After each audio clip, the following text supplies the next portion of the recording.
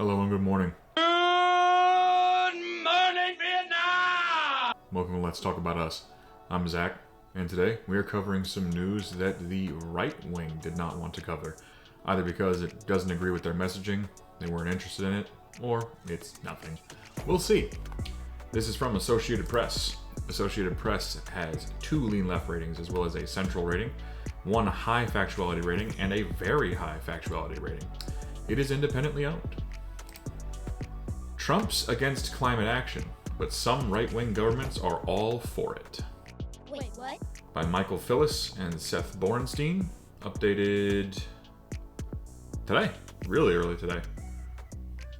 From Baku, Azerbaijan. They're political soulmates except when it comes to climate.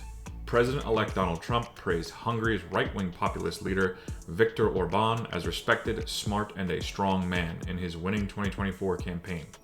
During Hungary's rotation at the top of the Council of European Union leaders, Orban promised to make Europe great again. Now where have I heard that? But on climate, they don't see eye to eye. Trump has rejected the need for climate change, instead promising to drill for more planet-warming oil and gas. Morons! Meanwhile, Hungary has set a net zero emissions goal. Other far-right governments, such as Italy and the Philippines, have said strong climate action is needed because it's a serious threat to their countries and the world. They also see it as an economic opportunity. We can balance ambition with pragmatism, establishing Europe as a global leader in climate action without compromising the prosperity of our industries and agriculture, Orban told attendees of ongoing United Nations climate negotiations. European officials say they're just recognizing reality. Whoa, reality check here, guys. Hungary is pushing climate action because we understand that's the only way forward, said Veronika Bagi, who leads negotiations both for Hungary and for the EU. You see, from people, it's their priority. They are becoming more and more aware. In contrast, Trump in his first term pulled out of the historic 2015 Paris Agreement that calls for nations to limit warming and has discussed doing so again. And Project 2025, written by conservatives in Trump's orbit, calls for the even more drastic move of pulling out of a 1992 treaty negotiated by George H.W. Bush's administration and approved unanimously by the Senate, that sets up the underlying environmental program behind climate negotiations. The U.S. is now the world's largest oil producer, so the country has a financial interest in fossil fuels. That's a problem, because limiting emissions requires international cooperation, said Dieter Plewey, a climate politics expert at the Berlin Social Science Center. If country after country drops out, then of course, Paris is dead, he said. Look at oil and gas supplies, said former U.S. climate envoy Jonathan Pershing, now executive director of the Environment Program at the Hewitt Foundation. The Associated Press received support for climate coverage from Hewitt. I appreciate that. Associated Press, you did not have to put that in there, but I appreciate that you did. Thank you. Your honesty is a gift. The primary difference between European right-wing parties and those in the Americas is what your resource supply looks like, Pershing said, noting that Italy and Hungary have little oil or gas. If I don't have the resources, what do I care about? I care about energy security, which can come from climate-friendly renewables, he said. There's also a philosophical difference between Europe and America that cuts across ideologies, Pershing said. In Europe, even the right-wing views that government is part of national policy, he said. But in America, government is seen as an obstruction to individual freedoms. Francesco Covaro, Italy's special envoy for climate change, said young people care about reducing carbon emissions, setting expectations that the right-wing government will act. And then, there are efforts to create mistrust of climate action. The origins of American climate doubt developed decades ago and was driven by a partnership between oil and gas interests and anti-regulation think tanks. The Senate is full of greedy, squabbling delegates. According to Bob Ward, Policy and Communications Director with the Grantham Research Institute at the London School of Economics.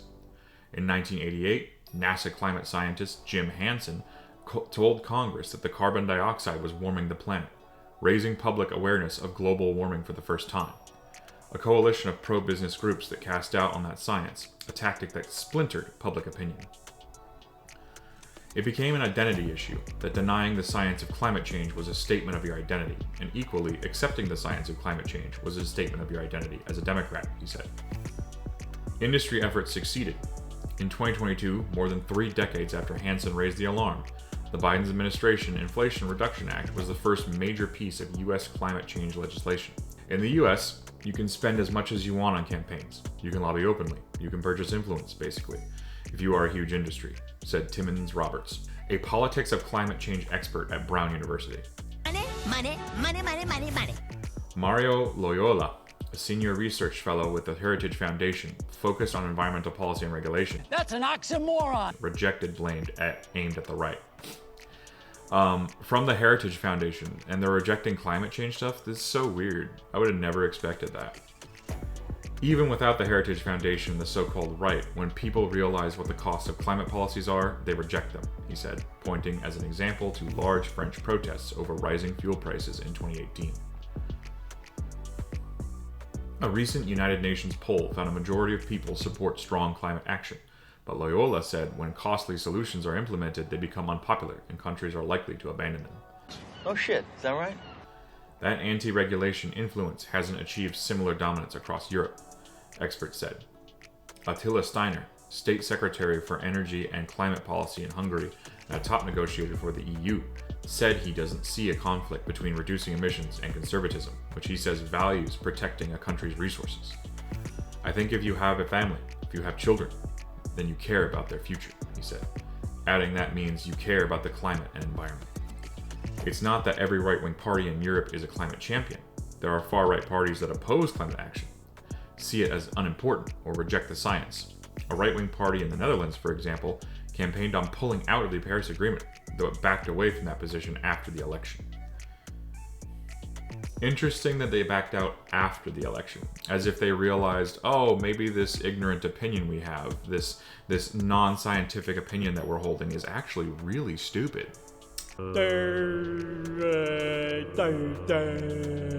But at this point, outright denial or disengagement rarely drives government decision-making, Ward said. And Europe's elections are shorter, less costly, and therefore less susceptible to money's influence than those in the US, where climate-friendly Republicans can be vulnerable to primary election challenges from more conservative party rivals. The fossil fuel industry and its executives poured millions into Trump's campaign, and spends heavily on supportive politicians throughout government. Fossil fuel interests do have influence in Europe, but there's certainly a difference in the strength of the opposition, according to Plewey of the Berlin Social Science Center.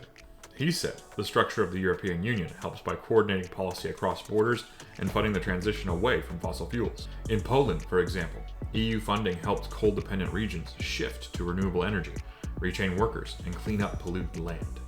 Right-wing climate action extends beyond Europe. Philippines President Ferdinand Marcos Jr., son of the country's former dictator, agreed to host leaders of a fund that would help places hit hardest by climate change. The island nation is highly vulnerable to climate change, and there's not the view that climate action stands in the way of economic success, according to Liddy Naspil, a Filipino coordinator with the Asian People's Movement on Debt and Development. The basic position that we need to be free of fossil fuels eventually and rapidly as we need to cuts across parties, she said. The Associated Press received support from the Walton Family Foundation for coverage of water and environmental policy. The AP is solely responsible for all content.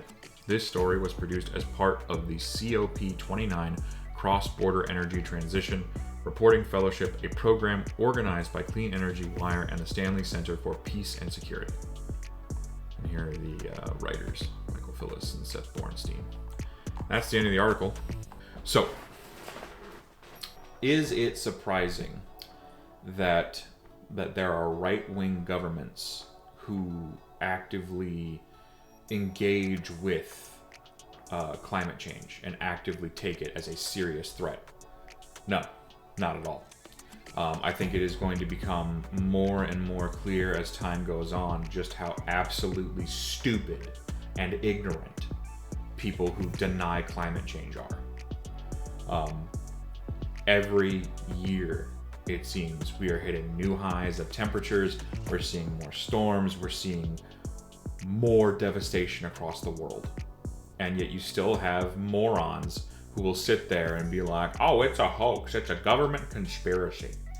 And you know, for people who are watching this and aren't in America, that might be weird to you, but in America, it's like a 50-50 coin toss.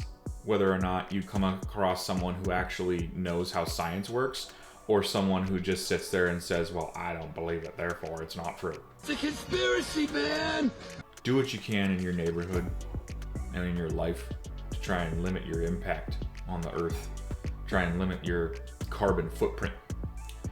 And as for something the article mentioned, I don't think we will get anywhere with climate change action unless we find a way to make it profitable or easy to shift. Money, it's always about the money. And I know that sounds really like horrible and kind of nihilistic, but unfortunately we live in reality. We don't live in some fairy tale land where you can just convince people out of the goodness of their hearts. In most cases, you're going to have to convince people out of the goodness of their wallets. Because I can sit here, and anyone else can sit here and, scream until they're blue in the face that, if we don't change what we're doing, the world is going to change what we do drastically for us. This has been Let's Talk About Us. I'm Zach. You will have a good rest of your day, and I'll see you tomorrow. See you tomorrow.